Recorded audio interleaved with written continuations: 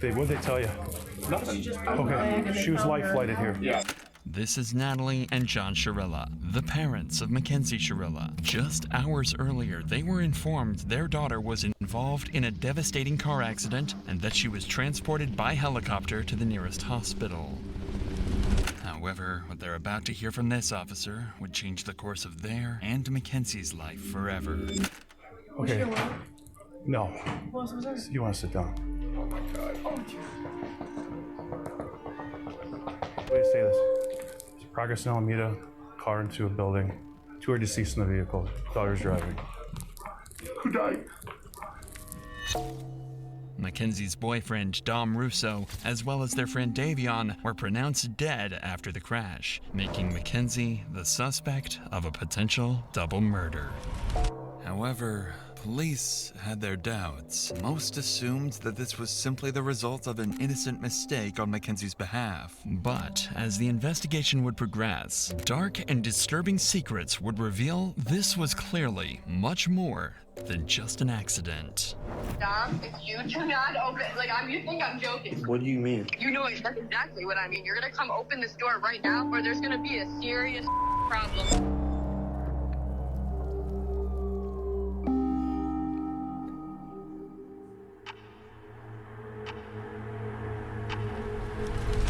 "17-year-old Mackenzie Shirilla, her 20-year-old boyfriend Dominic, and their friend Davion are on their way to a high school party. With Mackenzie's 18th birthday in just 2 days, the group has decided to go out and celebrate. But what seems like a normal night out will in a few hours turn into one of Ohio's most disturbing mysteries.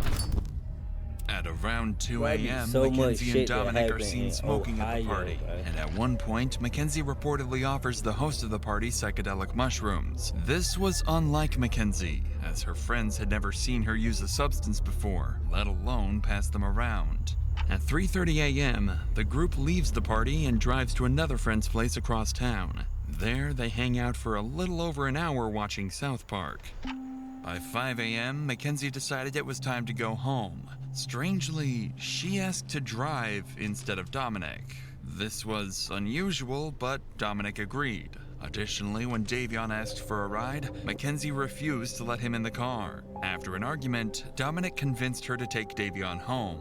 All 3 of them would get in the car, sealing their own fate. At the intersection between Pearl and Progress Drive, CCTV spots the car making a turn off course from Davion's house. Instead of driving along Pearl Drive, the car turns onto Progress Drive, a road that ends abruptly with a brick wall. CCTV would spot the car rapidly start accelerating, going from a calm 30 to over 90 miles per hour. In the very last seconds, an intense turn would take place, leading the car to narrowly avoid slamming into a tree, but it would be too late, and the car would speed into the brick wall. The crashed car would remain undiscovered for 45 minutes, until 6:15 a.m., when a passerby on a motorcycle would discover the destroyed vehicle. About 10 minutes later, law enforcement would arrive, and through their body cams, we can witness the horrific discovery they would make.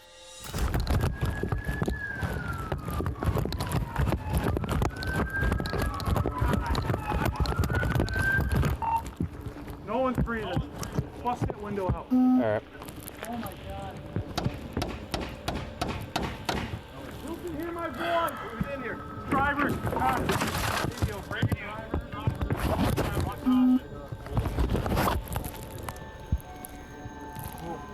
Hey. This is bad, guys. She's alive. We got to get her out. Here, all right. Reach up and unlock this door. Let me see your knife. Let's cut this thing out.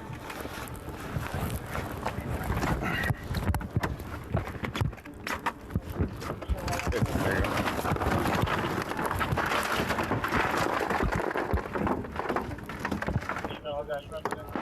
I don't feel anything. I don't feel a pulse. She's breathing. It's her stomach. Her stomach's cool. Oh yeah, yeah, We got 2 that are gone.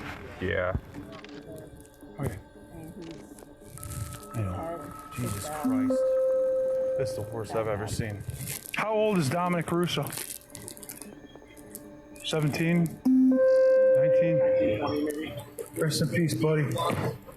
Inside the car, officers quickly confirmed 2 victims as deceased, 20-year-old Dominic in the front passenger seat and 19-year-old Davion in the back. But one person has survived, the driver, Mackenzie Shirilla. As medics and firefighters rush to tend to the victims, investigators begin trying to understand how such a devastating crash could have happened. That's when they start uncovering alarming details. It looks like they even went off the road up there. They did. But I mean, if you're hitting a building that hard, I just can't believe all the people that work up here, that are up here all night long, no one heard. They're in factory type settings. Yeah, well. And it's dark over there. That's insane though. Once they get her out, I'll go over to this building because I think there's a camera on the front of that building. I don't know if it's working, but I can always ask. As authorities work to save Mackenzie, the man who initially called 911 to report the incident arrives on the scene to give his side of the story. Appreciate you giving us a call. Yeah. Someone in it, obviously. Yeah. Yeah. All right. Yeah. So. That's a bummer. I didn't want to get stuck, and I'm like, I ain't fucking. I don't know what's going on. Right. No, I appreciate you giving us a call. Absolutely appreciate it. They fucking were hitting it, man. Yeah. I mean, obviously, because I saw that front end. They definitely hit it hard. Fucking So. destroyed. Right. All right. Well, what a way to start your Sunday. I guess better than theirs. Huh? Right. I appreciate the call, sir. Thank you. Officers would file the crash as an accident, stating that the driver appeared to have attempted to steer off course but was unable to regain control. Mackenzie was diagnosed with a condition known as POTS, which can cause dizziness and fainting, something officers believed may have contributed to the crash. The presumption was that a combination of Mackenzie's medical condition and drug use had likely led to the tragic crash. However, one detail worried officers. There were no signs of braking anywhere, and officers would soon begin to discover why. I've personally been told that she did voodoo on him. She was scared that she was going to make him crash the day before the actual crash. So I feel like that's what she was trying to do, was crush the car into the wall.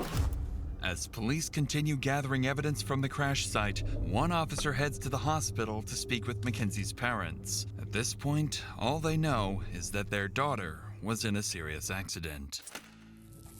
Oh, God, help me. What'd they tell you? Nothing. Okay, she was life flighted here. Yeah, I wouldn't know that. Okay. No. You want to sit down? Oh my God. Wait to say this. Progress in Alameda, car into a building. 2 are deceased in the vehicle. Daughter's driving. Who died? I don't know whether, but there's one that we don't know. His name's Jacob. Does anyone know a Jacob? Dom. No, stop. Let him talk. Guys, I know, we've been dealing with this. Your daughter's okay. She's talking to us. I talked to her, okay? Your daughter's alive, okay? Your daughter's alive. She was driving the vehicle, okay? Who's that? Jacob and who? I think, what's the name you said? Dom. Might be. Oh my God. Stop. What's his relation to you? My boyfriend. Okay, yeah, then Don was in the car. Stop. Oh my God. What? Are you kidding me? It's right now, it's ongoing investigation. Speed is definitely a factor. So are drugs. Dom is dead? Dom is dead? Is that what you're saying to me? Look at me. Is Dom dead? Dead? There's no easy way for me to say anything right now, man. Dom, This is a serious situation. Dom with curly. I thought the same Dom. Maybe it's a different Dom. It could be a different Dom. Might be a different Dom. What's that? Does she know about their third? No, not at all. We're gonna keep it that way for. Okay, she's getting worked on now. Okay. Full transparency here. There's drugs in the car. She had a bag of mushrooms on her and a scale. Full transparency, guys. I'm sorry, I'm ripping the Band-Aid off. Okay. Drugs in the car. So she was awake, but not awake. So she was like not. In and out of consciousness. Should be fully extracted from the vehicle. IFD. I know she has a severe leg injury. But like I said, she was speaking, and she had her seatbelt on. Mackenzie was the only one in the car wearing a seatbelt, which was why she was the sole survivor. If her intention had been suicide, it's unlikely she would have taken that precaution. This detail would later become important to the investigation. Yeah, that probably saved her life. 100% saved her life. She had a seatbelt on. Oh. I don't believe the others did. Mackenzie's parents would take the news relatively well, relieved their daughter had survived. But officers now faced a much harder task, telling Dominic's parents. Remember, at this point, they didn't even know their son had been in an accident, let alone that he had passed away.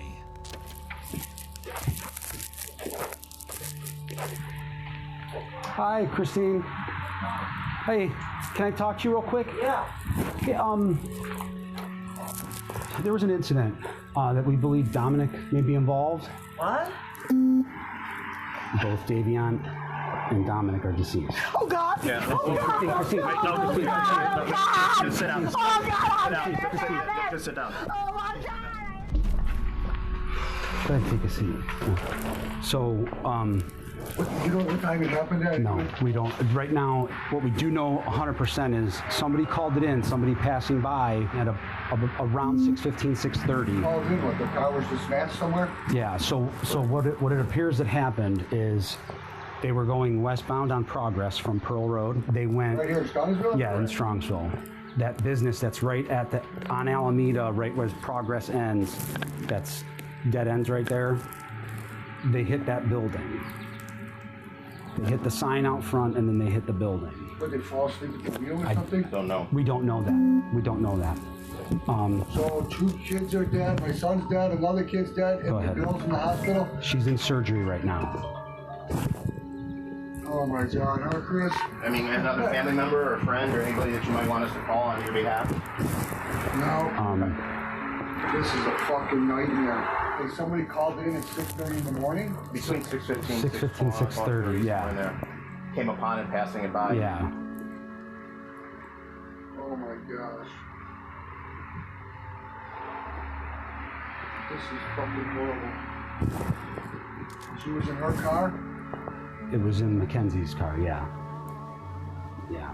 Oh my gosh. Is she naked or you guys don't know? We right now we don't know. She's in surgery right now, so we don't know. What a fucking nightmare. 3 weeks would pass, time that Mackenzie would spend in the hospital recovering. Her condition would improve significantly, eventually allowing her to leave and return to her normal life. The community mourned the tragic loss of Dominic and Davion and expressed sympathy for Mackenzie, who had just gone through the trauma of losing both her boyfriend and a close friend.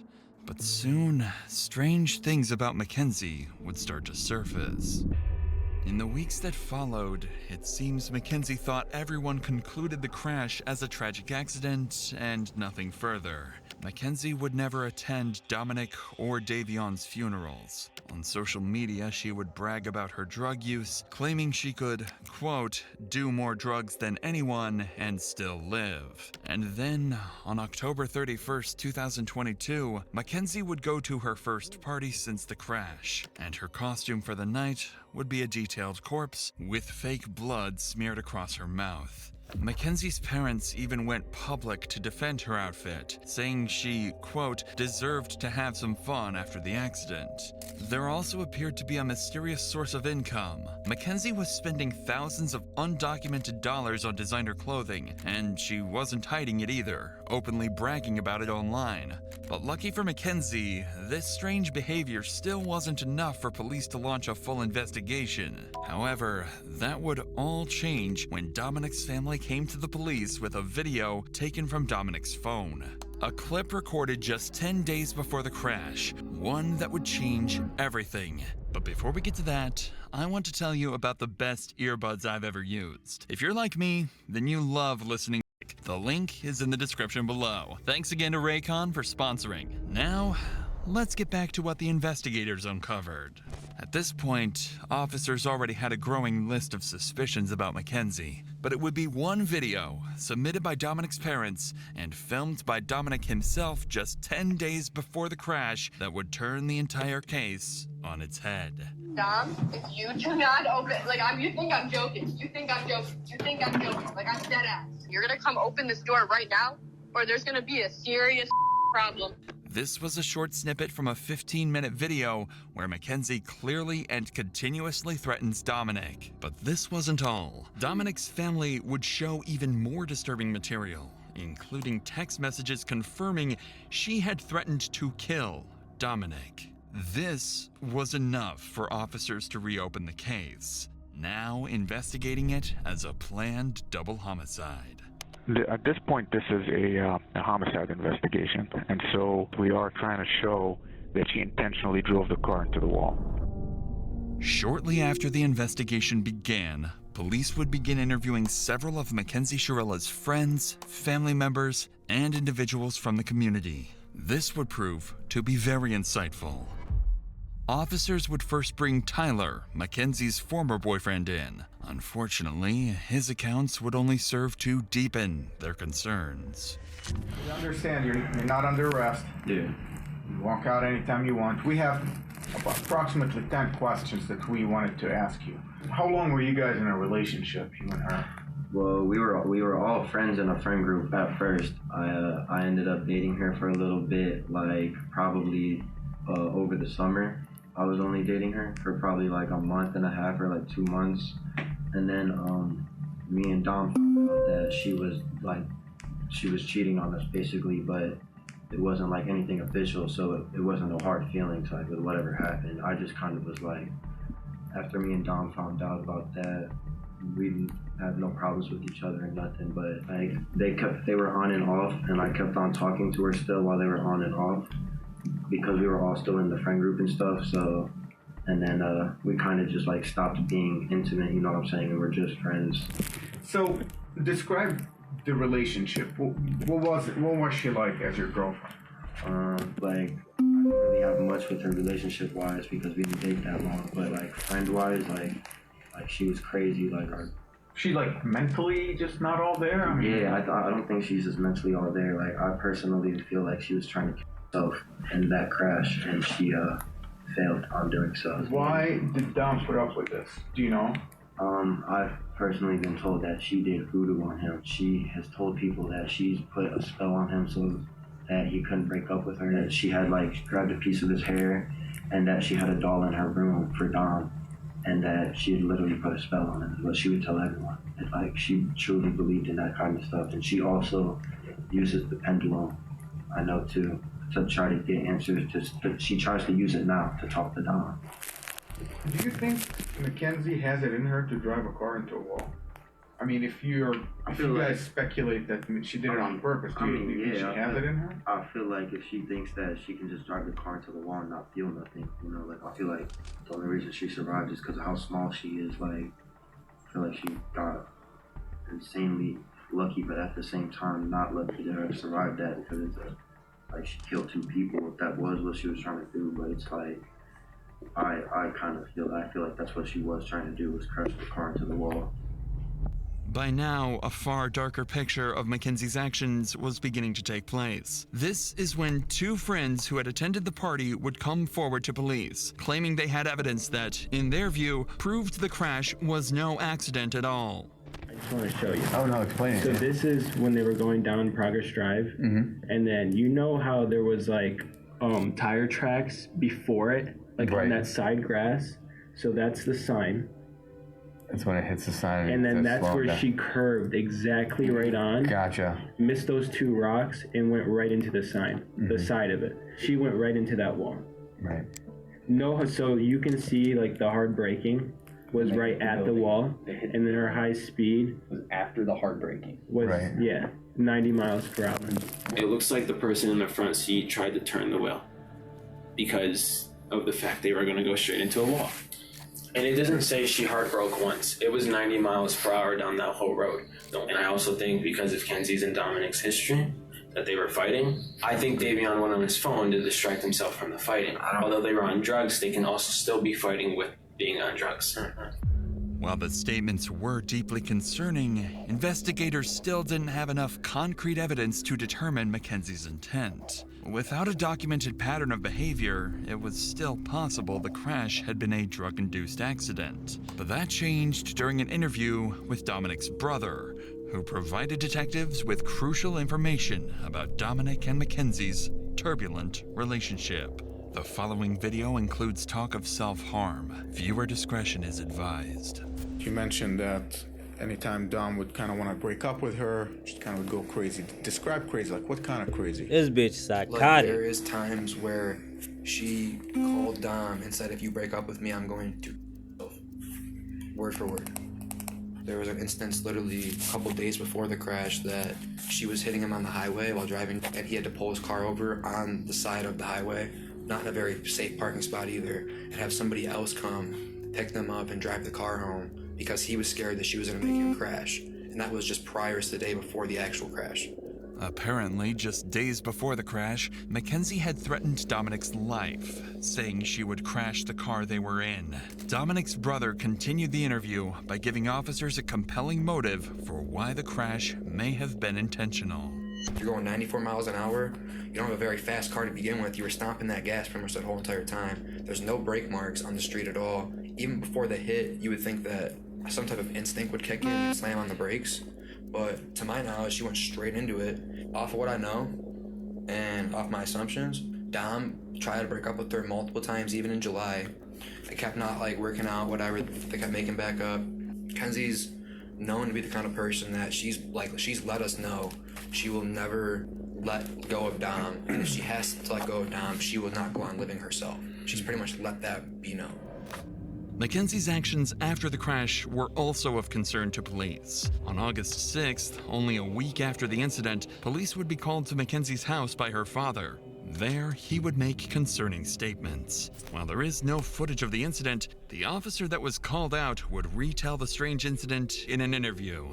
Sarge, I want to ask you first about August 6th. If you recall, that's the day you guys were dispatched to Mackenzie Shirilla room. Can you tell me about that day? So we were dispatched up to the room for a disturbance. Once we arrived up on the room, she was upset with her dad. We asked the dad to step out, and we're trying to calm him down, and he's like, you guys probably know who I am. At one point in the conversation, he's like, I feel like my daughter needs a psych evaluation. And he's like, because she's not, thinking clearly, and word for word what he said, I don't recall every word that he said. He was pretty hysterical, he was pretty upset. She was upset with her dad because, she wanted to leave to go to the funerals.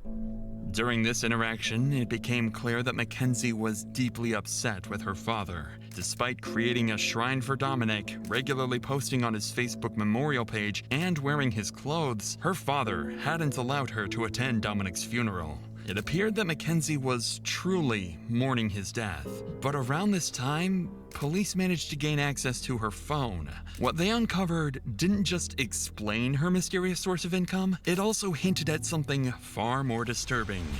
After decrypting Mackenzie's phone, investigators discovered several photos of her posing with large sums of cash, despite having no documented job or known source of legitimate income. They also found fake IDs, seemingly intended to help her pass as an adult. But most concerning was a Snapchat conversation dated July 22nd, 2022, in which Mackenzie quoted $1,000 for pictures and $2,500 for an in-person meeting to do, quote, anything you want.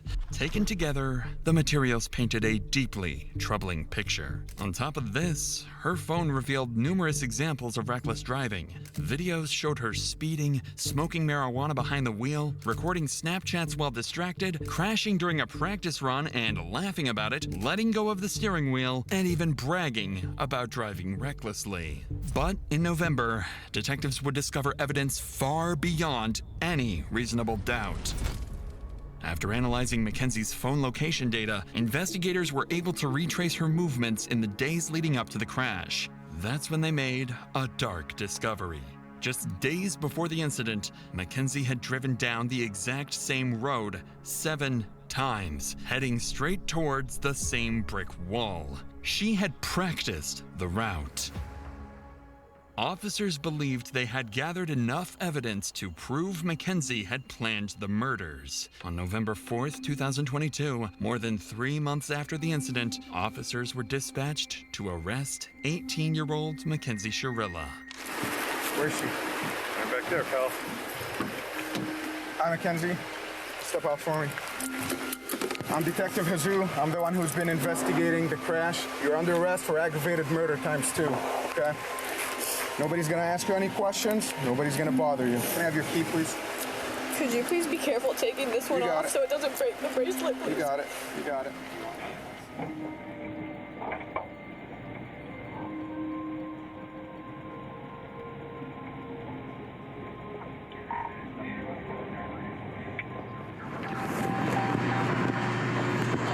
Recording. Mounted. Wi-Fi connected.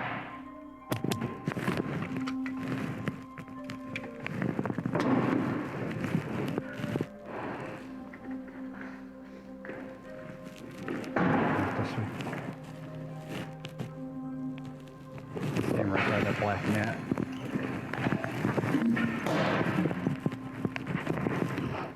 What's your first name? Okay, Mackenzie, I'm gonna take your handcuffs off. I need like all the jewelry and everything to come off, okay? I can't wear any of it. No, I need you to take it off while you're in jail right now. Mackenzie's parents would soon find out about her arrest and immediately drive to the police station and desperately confront the police. But it would all be too late. I need to speak to my daughter because you guys aren't allowed to speak to her at all. That's from the lawyer. How you guys did this on the weekend is just, what you all have to do is go, hey, there's a warrant for her. We would have brought her right down here with no problem. Unbelievable. I mean, she's 18. So the warrant was issued today, so Well, you could have made a phone call, couldn't you? You had your creeper out in front of my yard watching. So, she can't take any, she's an adult, she can't take any phone calls right now. Okay, well, I still need to speak to my daughter so she understands whether not to say anything to you guys. I Whatever mean, was- if you had to roll out the whole mask to pick up an 18-year-old girl who can hardly walk out of a hospital visit, it's just beyond me. So we follow the law, that's what we're doing today? Am I going to be allowed to have a 2-minute conversation with her? You cannot talk to her while she's here. Why doesn't she get a phone call? If you arrested her, why don't she get a phone call? She was just brought in. They're going to process her. As soon as they get the time for her to make a phone call, she will be able to make a phone call. She's a lawyer. She does have a lawyer. She is 18 years old and she could speak that. Yeah, but she's a dumb 18-year-old that just turned 18. Well- And these guys are going to take advantage of her. She's not allowed to speak to you guys. I'm telling you Listen, that her from attorney lawyer. can call us. Don't ask her any questions. She's not allowed to speak to you. Her parents don't want Mackenzie to talk and demand a lawyer is present. Mackenzie is going to need that lawyer, as she's going to have to face the consequences of her actions in a court of law. She's tried as an adult and decides not to be tried by jury, leaving her fate to a judge. Despite the defense's claims that she lost consciousness, the evidence against her proves this claim was a lie, and the prosecution believes she crashed the car as an easy way out of the relationship. The judge agreed, and on August 14th, 2023, Mackenzie's fate was finally sealed. This is the type of evidence you can never unsee. You can never forget the visual or audio of this exhibit. It is chilling and tragic. As you review that exhibit, you know that you are watching the oncoming deaths of two people, and there is nothing that will stop it. Exhibit 802 crystallizes the deadly decision-making of the defendant. She morphs from a responsible driver to literal hell on wheels as she makes her way down the street. The mission was death. Mackenzie alone decided to push the pedal to the floor and demand the ultimate speed of that vehicle to 90 to 100 miles per hour. Mackenzie decided death was the ultimate goal that day, and she alone made that decision for Dominic and Davion, and she continuously acted in a manner to achieve her purpose. In the early morning hours of July 31st, 2022, her purpose was to kill Dominic Russo and Davion Flanagan. Her actions were controlled, methodical, deliberate, intentional, and purposeful. This was not reckless driving. This was murder. On August 14th, Mackenzie was found guilty on 4 counts of murder, 4 counts of felonious assault, 2 counts of aggravated vehicular homicide, 1 count of drug possession, and 1 count of possessing criminal tools. She's facing 15 years to life and is currently being held in the Ohio Reformatory for Women. That's not as bad as I thought it was gonna be.